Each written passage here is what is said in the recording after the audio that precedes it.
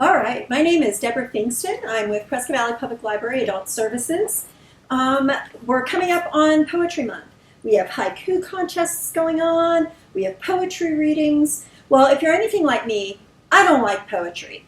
It's just, ugh. So one of the things I thought was, why don't we learn how to read a poem? Okay.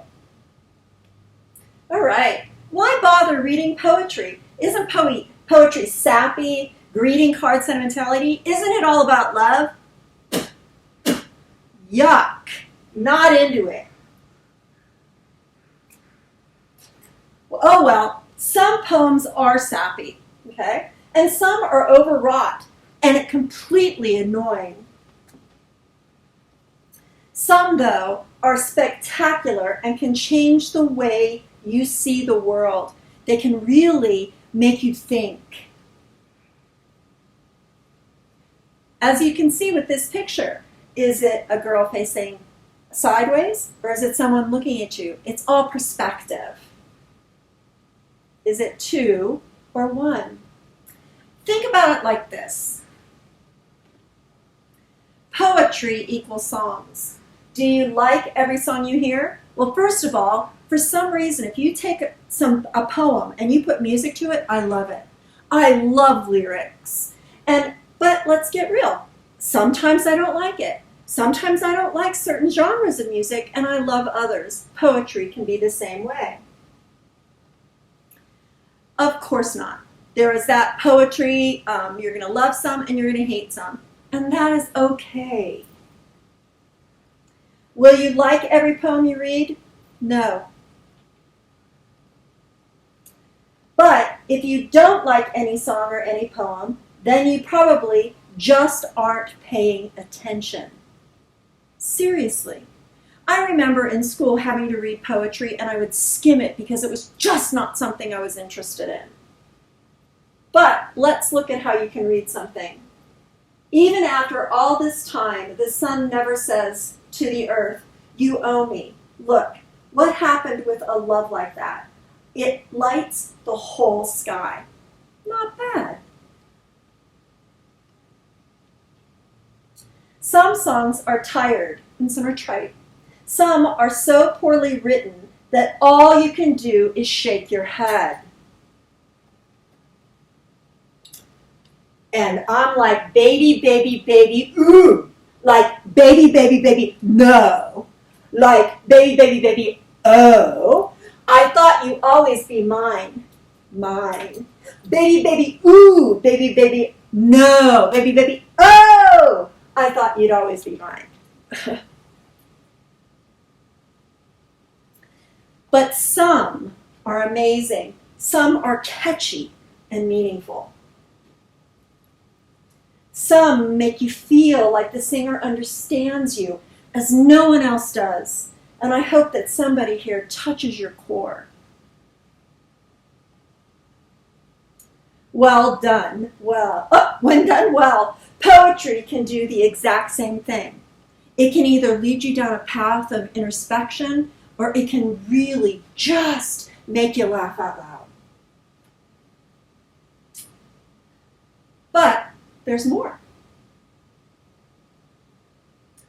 If my machine works.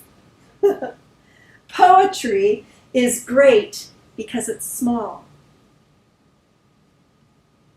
Don't have a month to read a whole novel? No problem.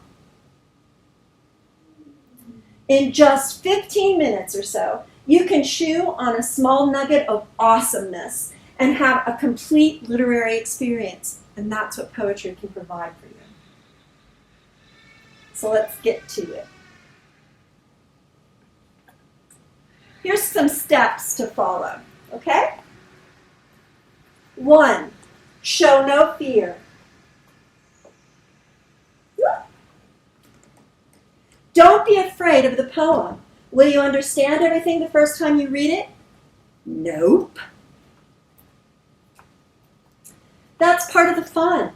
The excitement of discovery is part of the process of understanding a poem. Number 2, read the title. And I know that seems small, but try it. Read the title, then stop. Think about it. Based solely on the title, ask yourself, what do you think that poem will be about? Decide this before you move on. Poetry is different than novels. Sometimes novels will mislead you or give you something funny. And the title doesn't hold as much weight. In a poem, the title is part of it. It guides you. It sets the stage. Number 3, read the poem all the way through. Even if you're struggling a little bit, do it from start to end, right? It's okay if you don't understand everything. Just read to get the gist or the general idea of the poem's meaning. You'll dig deeper into the details and the confusing passages or the things that just because it doesn't rhyme, well, this doesn't rhyme. You'll get into all that type of stuff later. Number 4, annotate. Find yourself a pencil, a pen, a highlighter. Read the poem again, but this time, underline it, highlight it, write comments in the margins. You know, for me, anything that has writing on it, these margins are your notepad. Write notes in it, draw lines, put stars, doodle, right?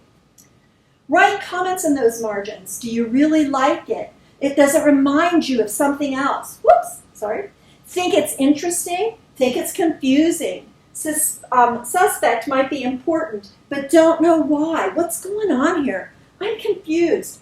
I hate this character. This word is beautiful. Highlight it, annotate it. And then 5, look up any words you don't know, right? Now, you guys can come across poetry that's really basic, but some might be really complicated or have historical words that we're not quite sure of. Look them up. That's what phones are great for. Google them.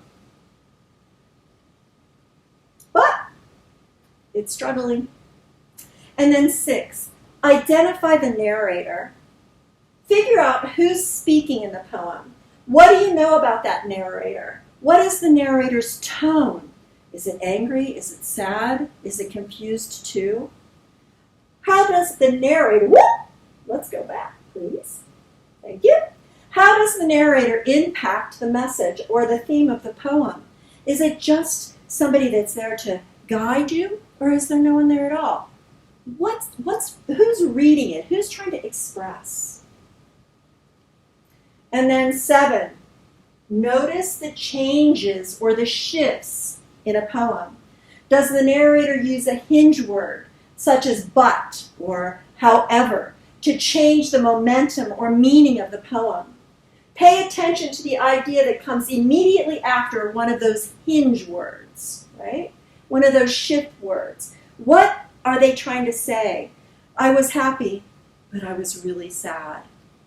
I ran. However, I was exhausted.